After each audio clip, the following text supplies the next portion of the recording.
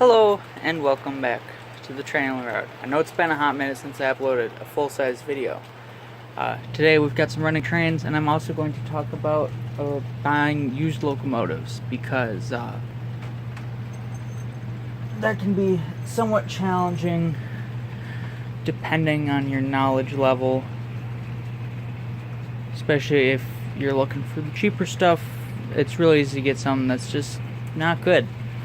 So we've got a couple passenger trains going around. You might notice some new additions to the collection since last video. I don't know if the yellow and red, is that red? Burgundy? DNRG passenger cars were featured at any point.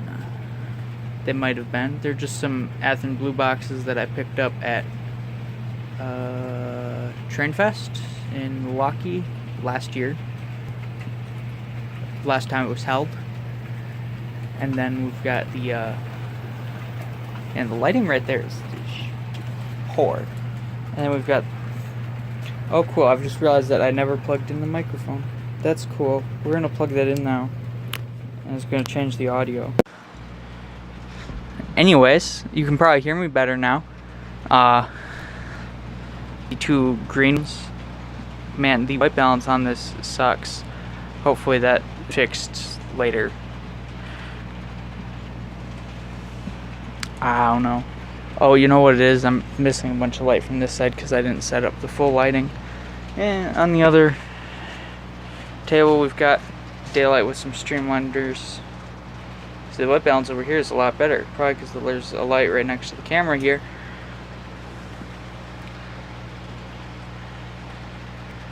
Those are all Walther's mainline streamline passenger cars, in case you're wondering. Anyway, I'm going to talk about buying used locomotives now. So there's a few things you want to look for. Some brands are better than others. So I don't actually have any Riverossi steam engines right now. Well, I do, but it's in pieces because I got it when I was a lot smaller and it suffered a loose nut, which kind of took out all the drivers. So that's exploded right now because at one point in time I was going to look for a donor chassis, but you don't find just chassis. And also it's hard to find the Pacifics. So I'm going to tell you about some of the brands I like. Riverossi is one of them. Riverossi was imported under the AHM brand for a while, but also under their own brand. Way to spot these is going to be looking for Riverossi on the molded in on the bottom somewhere. Biggest thing I have with Riverossi is looking for the newer stuff from them, because the older stuff has the pizza cutter flanges, which I might have an example of.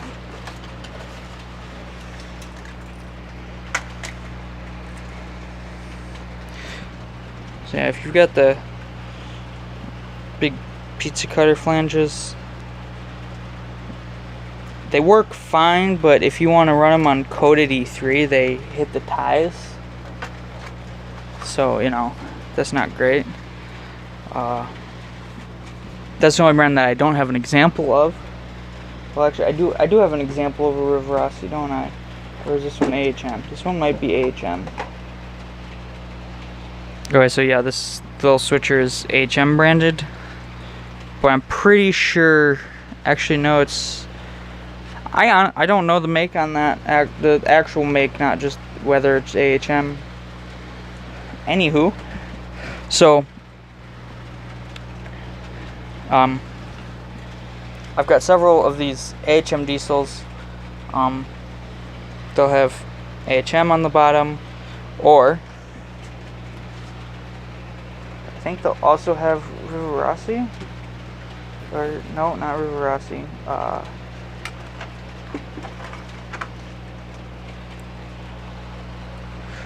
Yeah, you'll also have made in Yugoslavia. So this one, so that thing with the AHM ones is there's a lot of different makes under AHM brand because they were imported under that many names.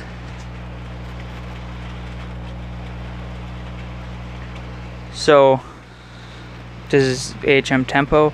It's got the metal bottom plates. I think that makes it Mehano. Although I thought those were, I'm not entirely sure. So again, this one's just got Yugoslavia on the bottom, but it's another one with the metal bottom plates. Those are pretty good. We've also got the a lot of the made in Yugoslavia ones are, I've never had issues with them. This one is an AHM. It's a little bit harder to tell because the only information on it is made in Austria. So the AHM diesels and so yeah, this one's again one of the more vague ones, made in Yugoslavia. I know for a fact that this one was made by a company called Mehano, which is still around.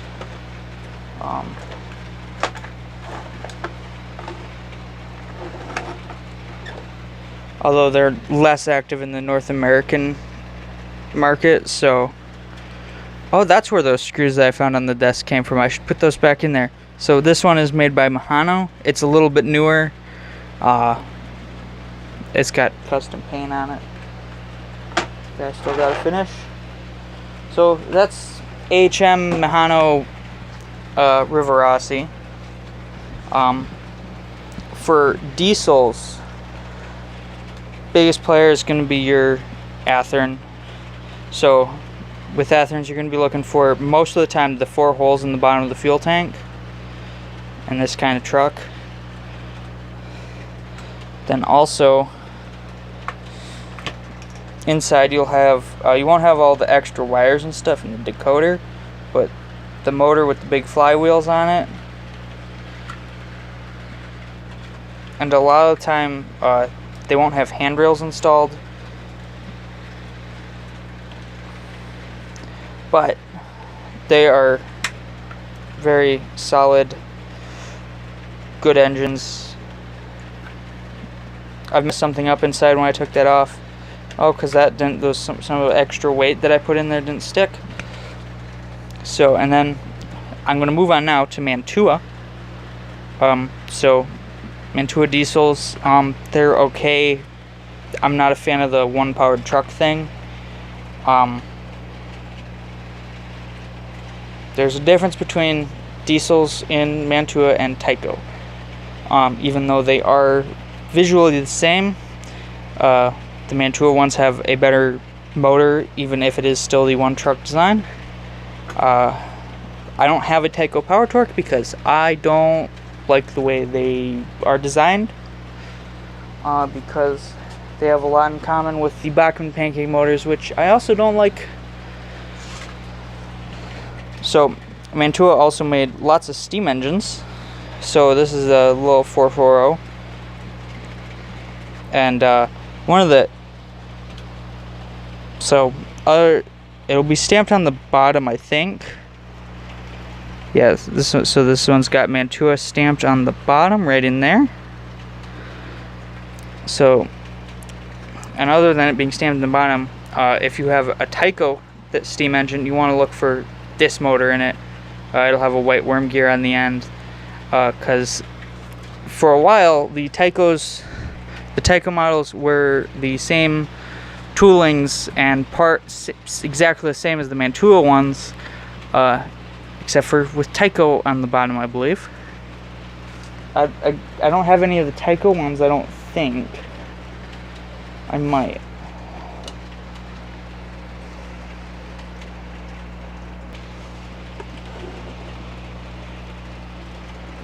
There's also another flavor of Mantua which has a bigger motor and this gearbox, so it'll have drive tubing if it's just a bigger motor on there. I'm not sure how I feel about those yet. These two have some mileage issues.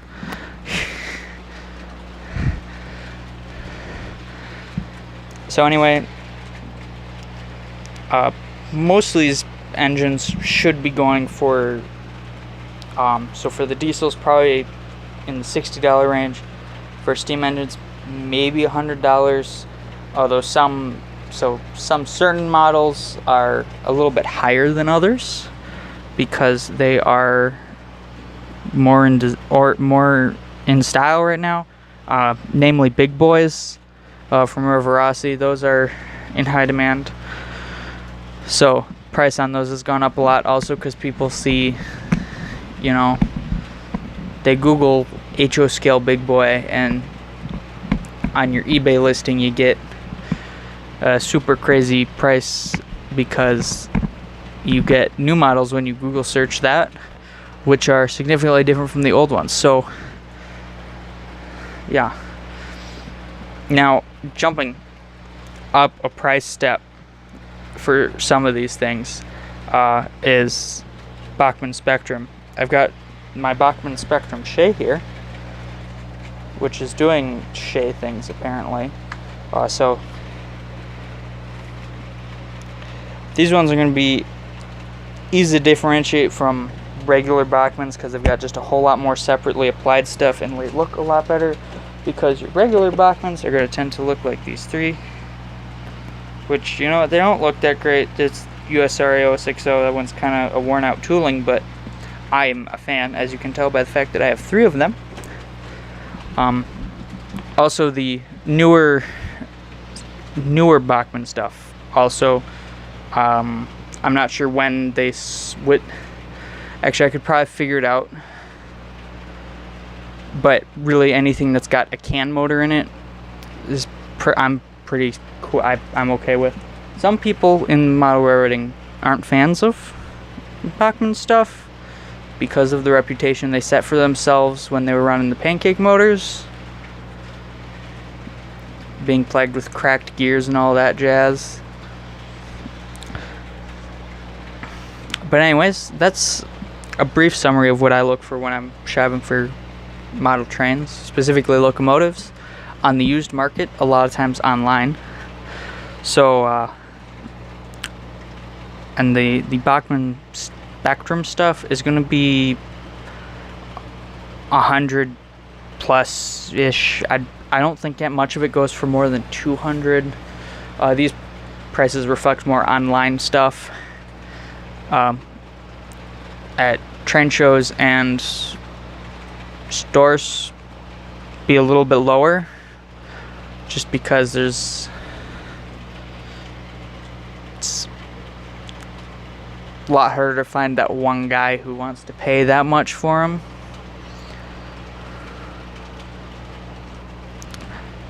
One of the biggest things for shopping for used steam engines is looking for intact running gear, because some of them, like the Riverossi and the Mantua stuff, you can't get spare parts for their running gear.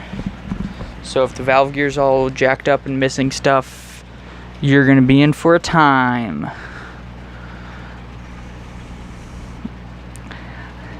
The Athearn steam engines are good too, but are a lot newer, so they're gonna be a bit more expensive, I think.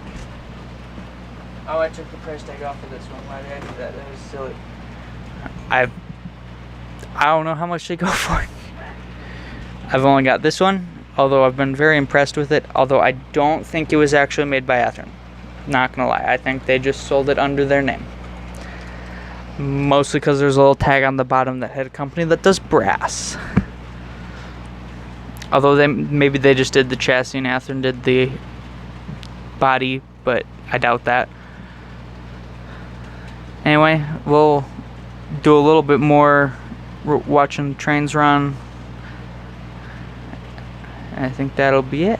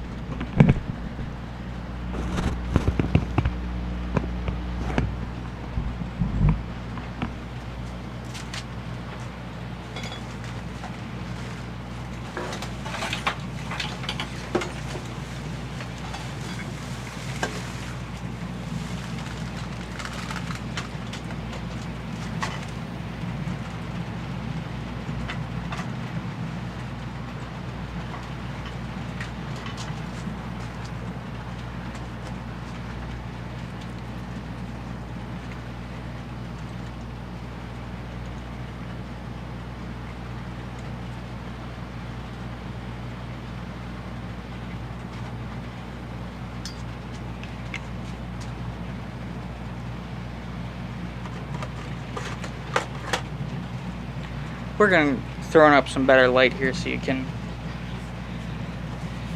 see what's going on over here.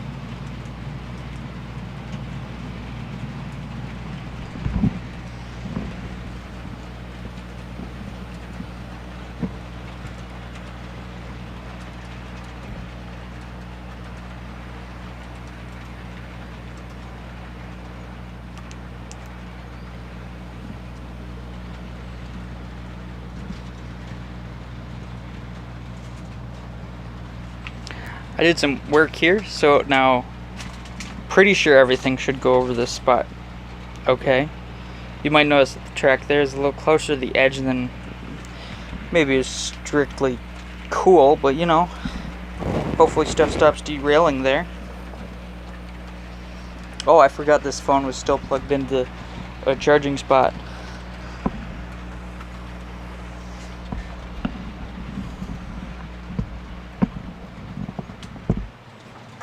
Minutes sounds good for this video. So you can see where the track used to be in this spot, and it caused a lot of problems, mostly with steam engines, but my 6-axle diesels didn't like it either. I haven't tested this going the other direction yet, but you know, I'm gonna get a shot of it doing the dance.